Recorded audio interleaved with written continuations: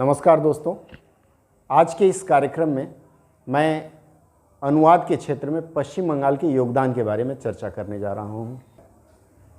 यदि हम साहित्य की बात करें तो आदरणीय गुरुवर रविन्द्रनाथ टैगोर की ये जन्मभूमि कर्मभूमि भी रही है कि बांग्ला भाषा में लिखने से पहले आदरणीय रविन्द्रनाथ टैगोर जी मैथिली भाषा में भानु सिंह के नाम से लिखा करते थे। शायद यह बात बहुत कम लोग जानते होंगे।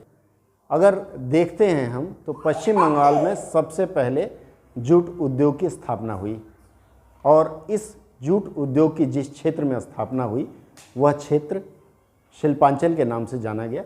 उस शिल्पांचल में कलकत्ता के कुछ गिने चुने हुए क्षेत्र आते हैं। तो हिंदी साहित्य में या कह लीजिए हिंदी भाषा में भी पश्चिम बंगाल का विशेष योगदान रहा है। आप सभी ने सूर्यकांत त्रिपाठी निराला जी का नाम सुना होगा। निराला जी की जन्मस्थली पश्चिम बंगाल का ही एक जिला मेदिनीपुर हुआ करता था। वहाँ से निकलने के बाद इन्होंने हिंदी साहित्य में अद्वितीय रचनाएं की हैं और इनका नाम हिंदी साहित्य के इतिहास में विशेषकर छायावाद में स्वर्णिम अक्षरों में लिया जाता है।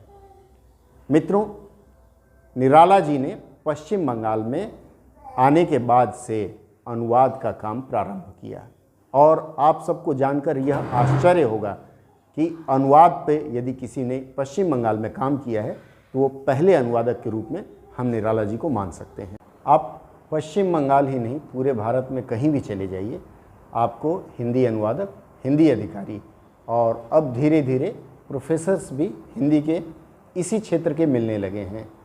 शिल्पांचल का जो मुख्य क्षेत्र है वह जगदल, कांकीनाड़ा, हाली शहर, नैहाटी, गौरीपुर इन्हीं क्षेत्रों के बीच में सिमटा हुआ है।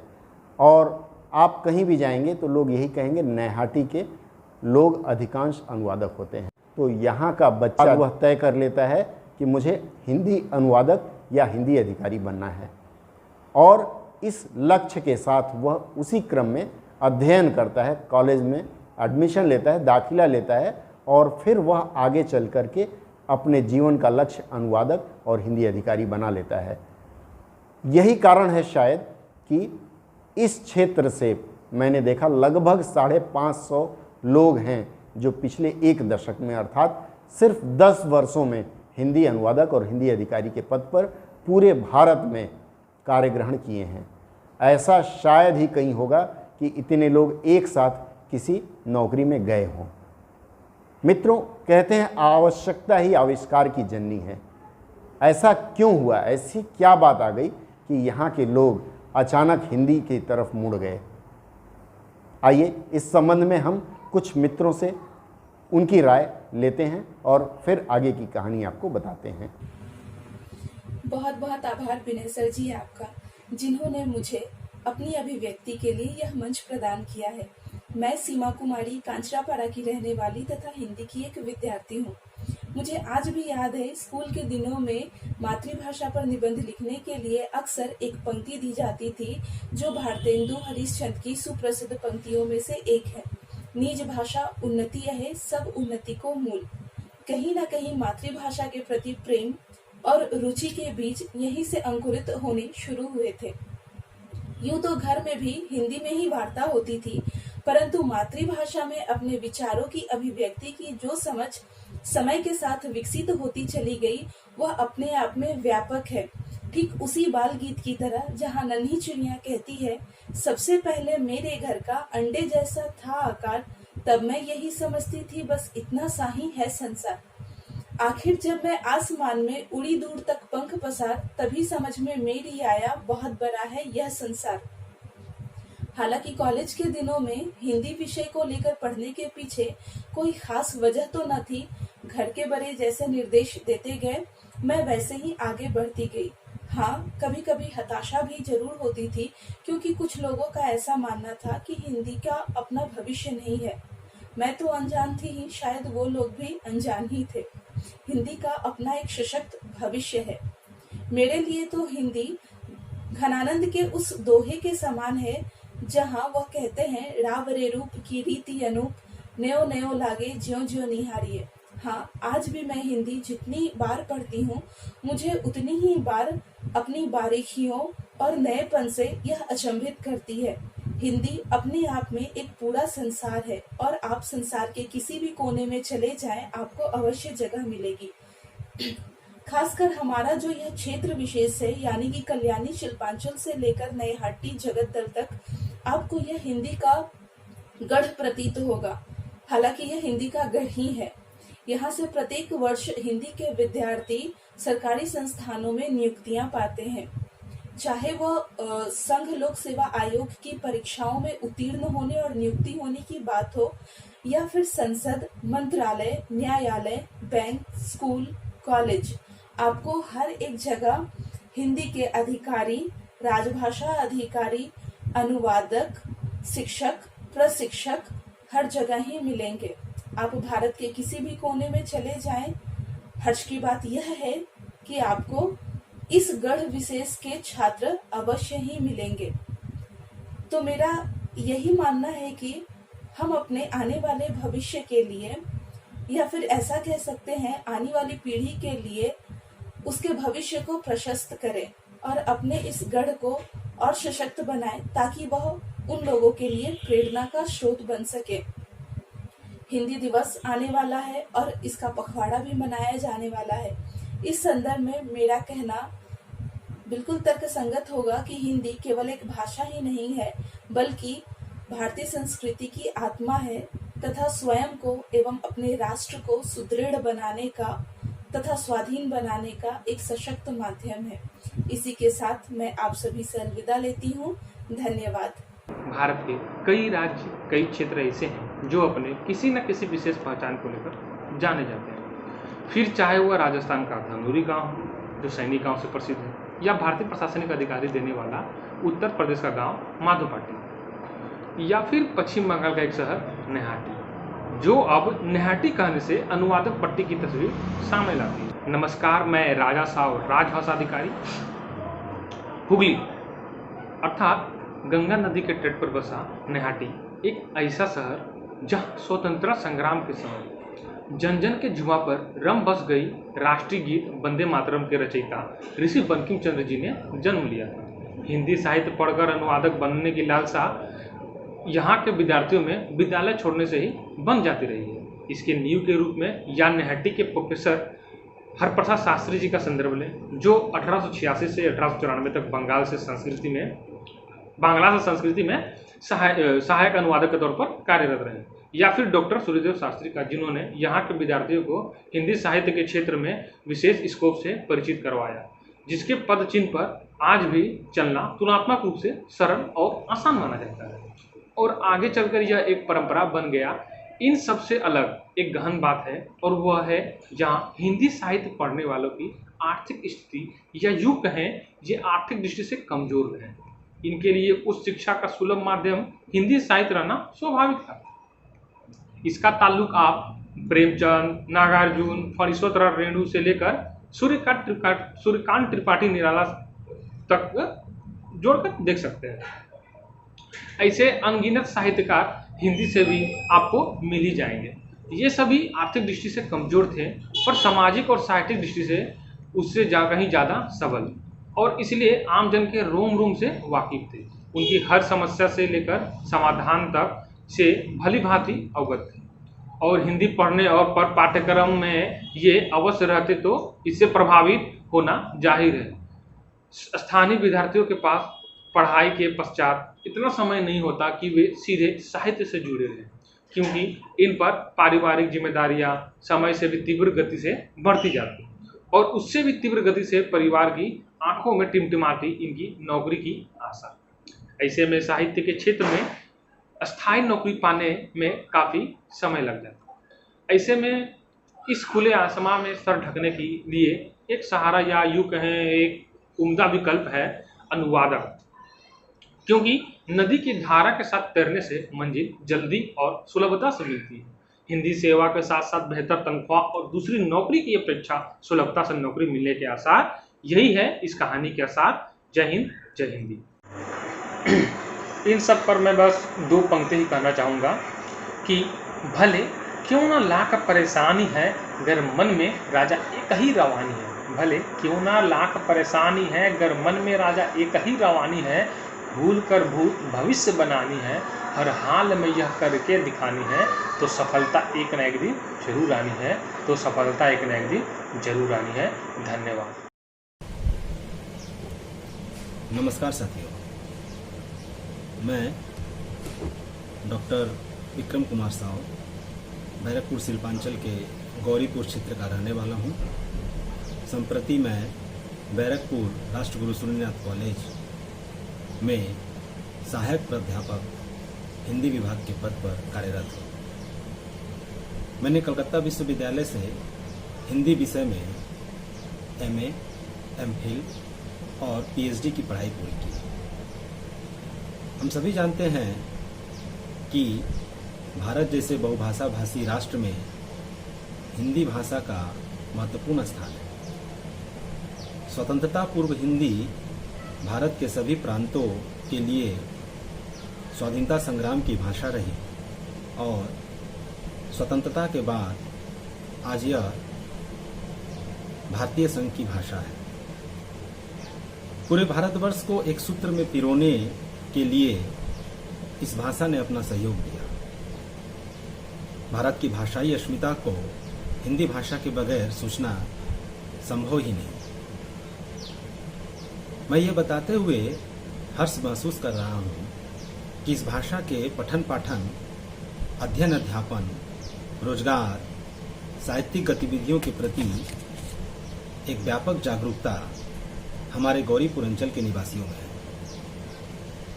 गौरीपुर विशेषतः एक जूट मिल क्षेत्र रहा है, पर 90 के दशक में यह क्षेत्र अपने रोजगार के इस मूलाधार को कमजोर कर चुका है। ऐसे समय में इस भाषा ने यहाँ के निवासियों के बच्चों के लिए पठन पाठन, अध्ययन अध्यापन, रोजगार हेतु एक आधार तैयार किया।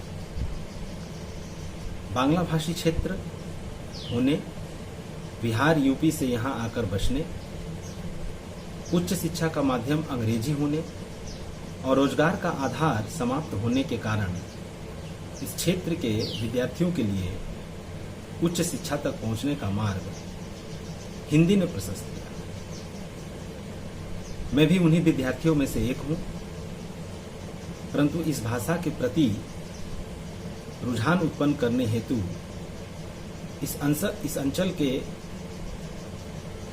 निवासियों के मध्य या फिर कह सकते हैं विद्यार्थियों के बीच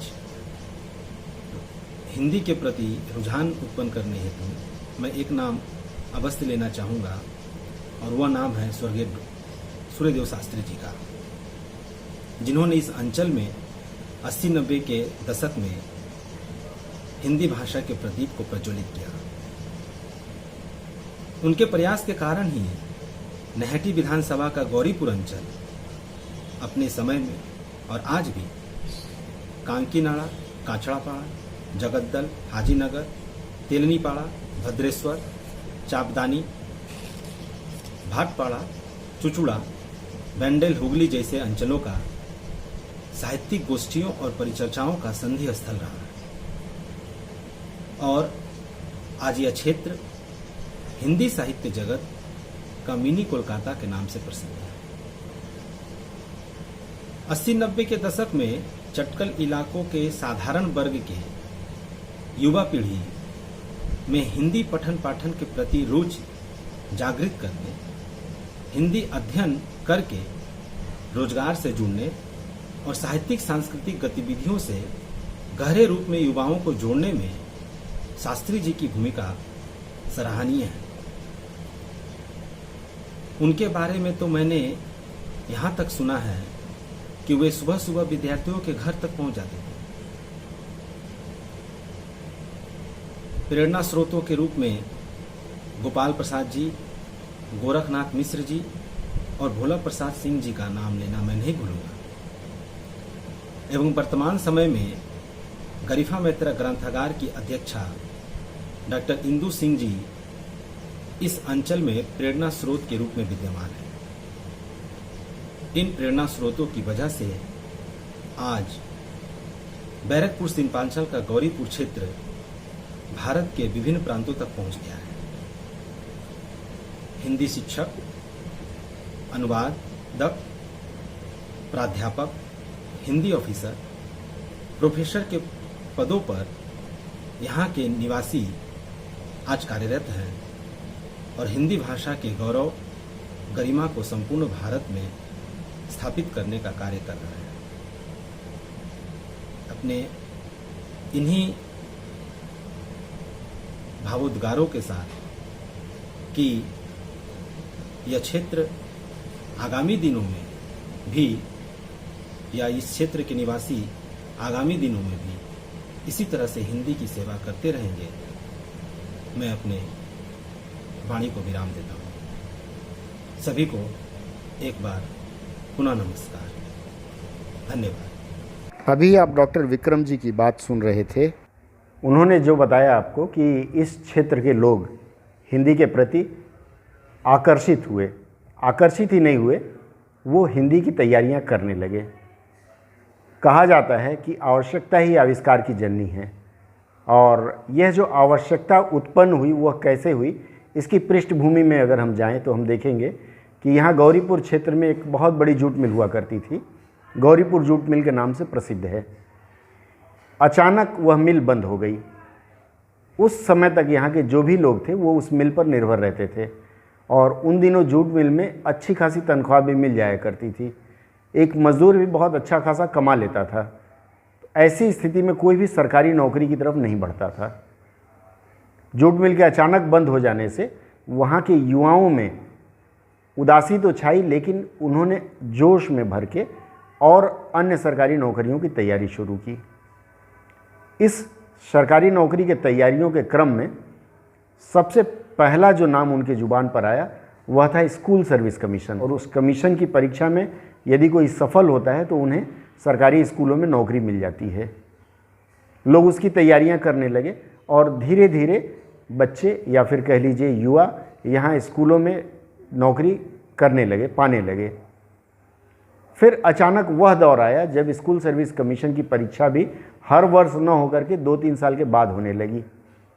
स्कूल सर्विस कमीशन की परीक्षा जैसे ही धीमी हुई, पुनः एक बार त्राहिमाम मच गया। इसी बीच जो भी यहाँ हिंदी के दिग्गज थे, हिंदी के क्षेत्र में, अनुवाद के क्षेत्र में जो कार्यरत थे, वहाँ उन लोगों ने यहाँ के युवाओं को फिर से जागृत करना शुरू किया और युवाओं को यह सलाह दी कि वो हिंदी अनुवादक की परीक्षा में बैठें। इसमें वही जो स्कूलों में पढ़ाते थे, अभी तक शिक्षक थे, वो क्या करते थे, स्कूलों में पढ़ा रहे हैं और खाली समय में युवाओं को ट्रेन करते थे, सिखाते थे कि शिक्षक की परीक्षा के लिए कैसे बैठें या फिर अन्य परीक्षाओं में कैसे बैठें। अब वो पूर्ण रूप से अनुवादक की परीक्षा की तैयारी करने लगे, और इस क्रम में कुछ लोग अनुवादक बन गए, और फिर उनकी देखा देखी अन्य युवा भी उनके मार्ग में आने लगे। अब धीरे धीरे जो शिक्षकों का गढ़ होता था, वह गढ़ धीरे धीरे हिंदी अनुवादक और हिंदी अधिकारी के नौकरियों की तरफ बढ़ने लगा। धीरे धीरे गौरीपुर अंचल में, नैहाटी अंचल में कई ऐसे प्रशिक्षण केंद्र खुल गए। प्रशिक्षण में मेरी बात भाषा शिक्षण के संचालक डॉक्टर राजेश जी से हुई। राजेश जी ने भी यह देखा कि अनुवाद के क्षेत्र में पूरा का पूरा मैदान खाली है, इसमें बहुत कम लोग आ पा रहे हैं। उन्होंने इस बात को समझने का प्रयास किया, तो उन्होंने यह पाया कि जो भी पढ़ाई पढ़े हों उसमें उन्हें नौकरी नहीं मिल पा रही है, क्योंकि अवसर ही कम है। पर हिंदी के क्षेत्र में अवसर अधिक है और उसमें आवेदन भी कम आता है।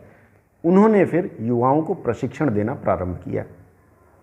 इस क्रम में उन्होंने भाषा शिक्षण नाम से एक यूट्यूब चैनल भी स्थापित किया, और उसमें अद्यतन जानकारी और सही जानकारी देने का भरसक प्रयास किया।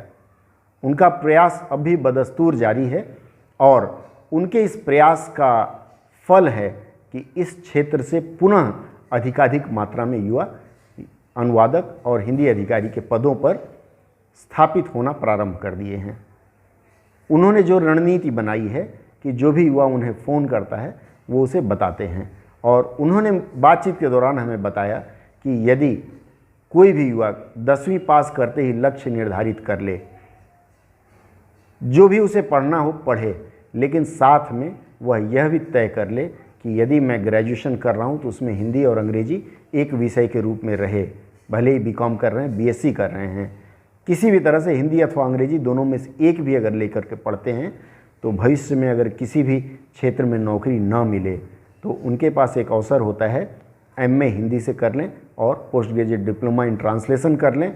इसके बाद वो हिंदी के क्षेत्र में रोजगार के बारे में सोच सकते हैं और बड़ी आसानी से इस क्षेत्र में रोजगार पा सकते हैं। उनकी यह बात हमें भी बहुत पसंद आई। ऐसे कई लोग हैं या ऐसे कई प्रशिक्षण संस्थान हैं, पंजीकृत भले ही ना हो, लेकिन कई लोग ऐसे हैं जो हिंदी को अपनी प्रत्यक्ष अप्रत्यक्ष रूप से सेवा दे रहे हैं और युवाओं को हिंदी के क्षेत्र में रोजगार के लिए प्रोत्साहित कर रहे हैं और कहीं न कहीं इससे वो प्रत्यक्ष और परोक्ष रूप में देश की सेवा से जुड़ रहे हैं। और इस क्रम में आदरणीय डॉक्टर इंदु सिंह का बहुत बड़ा योगदान है। बिना किसी सरकारी सहायता के वो लाइब्रेरी चलाती हैं, उसमें जो भी युवा हिंदी पढ़ रहा हो उसके उपयोग की पुस्तकें रखी हुई हैं। पर यदि आप उनके पुस्तकालय की फ़ी देखेंगे तो आपको लगेगा ये कैसे चला पाती होंगी। महीने का 10 रुपया वो शुल्क के रूप में लेती हैं। 10 रुपया सिर्फ इसलिए लेती हैं कि युवा ये सोचें कि हम पैसा दे रहे हैं इसलिए पढ़ने जाएं। और उनका जो यह पुस्तकालय है वह यहाँ के युवाओं को हिंदी अधिकारी अथवा हिंदी के प्रोफेसर या फिर हिंदी अनुवादक बनने के क्षेत्र में और भी अधिक सहयोग कर रहा है। कि आज इस क्षेत्र में कल्याणी विश्वविद्यालय में हिंदी विभाग अलग से है, ऋषि बंकिम चंद कॉलेज नैहाटी में हिंदी विभाग अलग से है, कलकत्ते में जयपुरिया कॉलेज है जिसमें हिंदी की शिक्षा अलग से दी जाती है। इसके अलावा पुराने संस्थान तो हैं ही जिनमें हिंदी का विभाग है, पूर्ण रूप से कार्यरत है। और किसी भी गैर हिंदी भाषी राज्य में इतनी अधिक संख्या में हिंदी शिक्षण संस्थान या फिर कॉलेज और विश्वविद्यालयों में हिंदी पढ़ाया जाना अपने आप में बहुत बड़ी बात है। और शायद यही कारण है कि इन संस्थानों ने भारत को हिंदी सेवी लोग बहुतायत में दिया। एक हिंदी भाषी राज्य न होने के बावजूद इस राज्य से और विशेषतः एक शिल्पांचल से इस अधिक तादाद में युवाओं का हिंदी के रोजगार से जुड़ा होना, प्रोफेसर, अनुवादक और अधिकारी बनना अपने आप में तारीफ़ की बात है। और इन सब के लिए मैं उन समस्त युवाओं, उन समस्त प्रशिक्षकों एवं उन समस्त प्राध्यापकों को साधुवाद और धन्यवाद कहूँगा जिन्होंने लोगों के मन में यह प्रेरणा भरी और नित्य लगे हुए हैं, निरंतर अथक कि हिंदी सेवी लोग इस क्षेत्र से और बढ़ते जाएं और इसका नाम इसी रूप में बना रहे। मित्रों, आज की इस कड़ी में बस यही। अगली कड़ी में पुनः कुछ नई बात लेकर आएंगे। तब तक हमारे इस चैनल को सब्सक्राइब, लाइक और शेयर करना ना भूलें।